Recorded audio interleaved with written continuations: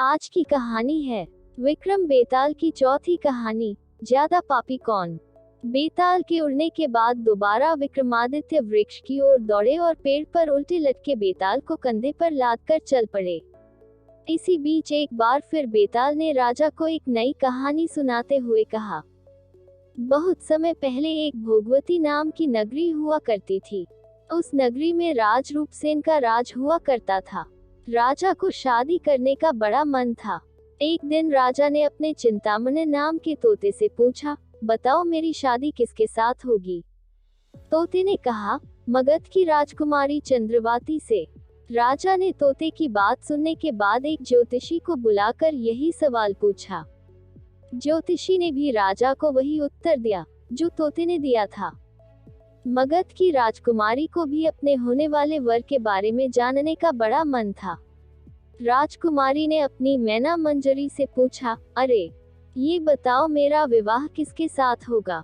मैना ने भी राजकुमारी को राजा रूपसेन से शादी होने की बात बताई। इतना सुनने के बाद दोनों नगर की तरफ से शादी का न्योता एक दूसरे को भेजा गया, जो स्वीकार हो गया। इस तरह राजा रूपसेन और राजकुमारी की शादी हो गई। शादी होने के बाद रानी अपने साथ मैना को भी लेकर आई। राजा ने अपने तोते से मंजरी मैना की शादी करवा दी और दोनों को एक ही पिंजरे में रख दिया। एक दिन किसी बात को लेकर मैना और तोते के बीच में बहुत बहस होने लगी। मैना गुस्से में कहने लगी, पुरुष पापी, धोखेबाज और अधर्मी होते हैं। फिर गुस्साए तोते ने कहा, स्त्री लालची, झूठी और हत्यारी होती हैं। दोनों के बीच का झगड़ा इतना बढ़ गया कि यह बात राजा तक पहुंच गई। राजा ने दोनों से पूछा, क्या हुआ, तुम दोनों क्यों लड़ रहे हो। मैना ने झट से कह दिया कि महाराज, आदमी बहुत बुरे होते हैं और फिर सीधे कहानी सुनाने लग गई। सालों पहले इलाहापुर नगरी में महाधन नाम का सेठ रहता था। उस सेठ के घर शादी के कई सालों बाद एक लड़का पैदा हुआ। महाधन सेठ ने उसका बड़े ही अच्छे से पालन पोषण किया।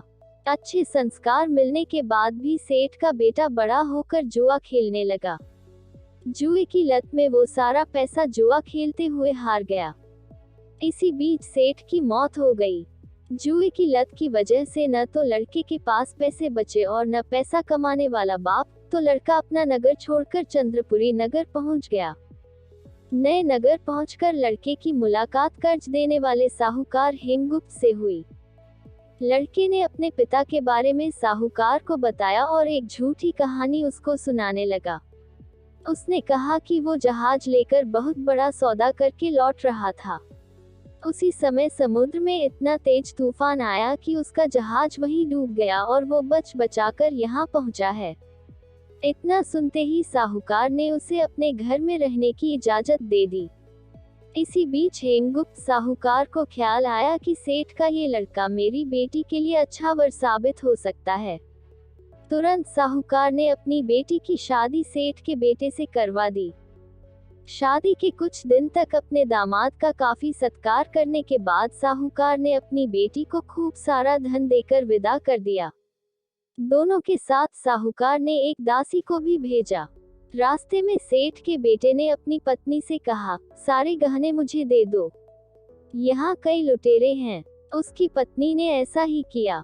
जेवर मिलते ही उसने दासी को मारकर कुएं में फेंक दिया और अपनी पत्नी को भी कुएं में धक्का दे दिया। लड़की जोर जोर से रोने लगी। उसकी रोने की आवाज सुनकर एक राहगीर ने महिला को कुएं से निकाला। कुएं से निकलते ही वो अपने पिता के पास चली गई। उसने अपने साहूकार पिता को सच्चाई नहीं बताई।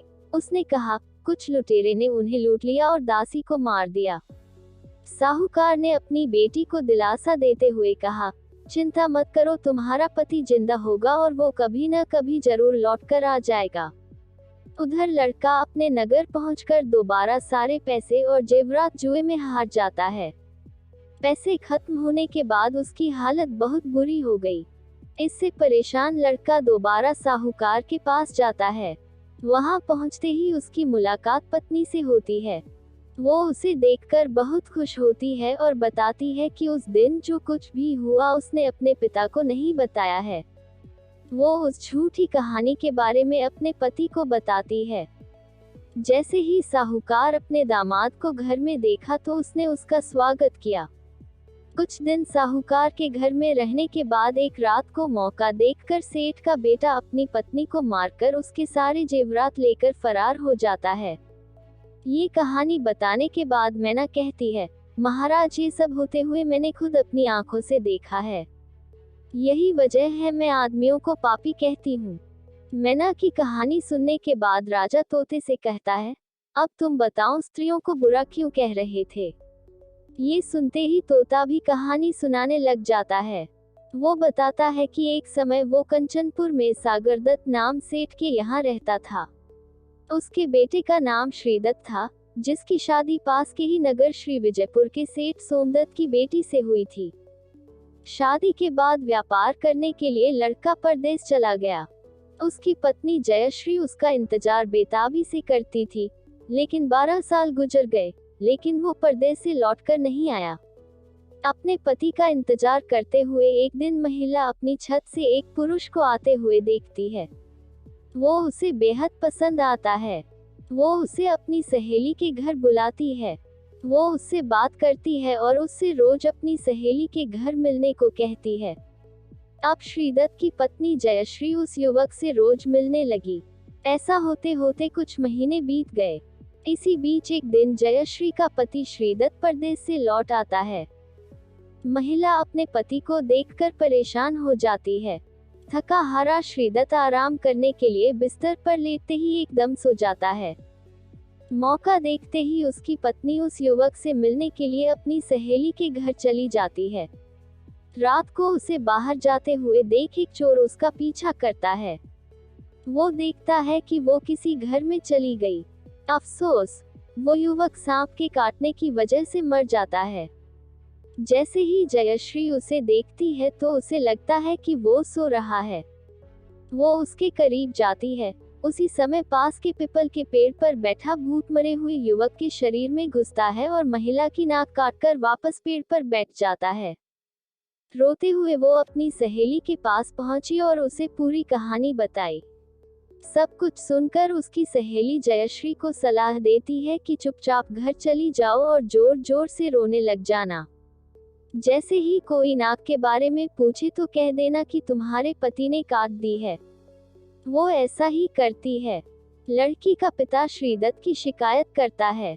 इसके बाद सभा में सभी पेश होते हैं। जैसे ही राजा लड़की की कटी हुई नाक देखता है तो गुस्से में उसके पति को सूली से लटकाने का फैसला सुना देता है। उस सभा में वो चोर भी मौजूद होता है, जिसने श्रीदत्त की पत्नी को रात में घर से बाहर जाते और अन्य चीजों को देखा था। राजा द्वारा सुनाई गई सजा को सुनते ही चोर बहुत दुखी होता है। वो किसी तरह से हिम्मत करके राजा को सारी कहानी बताता है। कोई भी उसकी बात पर विश्वास नहीं करता, तो चोर कहता है, आप वहां चलकर देख लीजिए, भूत भी वही है और युवक की लाश भी। जब जांच की जाती है तो बात सच निकलती है। ये बताकर तोता कहता है, राजन महिलाएं इतनी दुष्ट होती हैं। इतना कहकर बेताल राजा विक्रमादित्य से कहता है, बताओ महिला और पुरुष में से ज्यादा पापी कौन।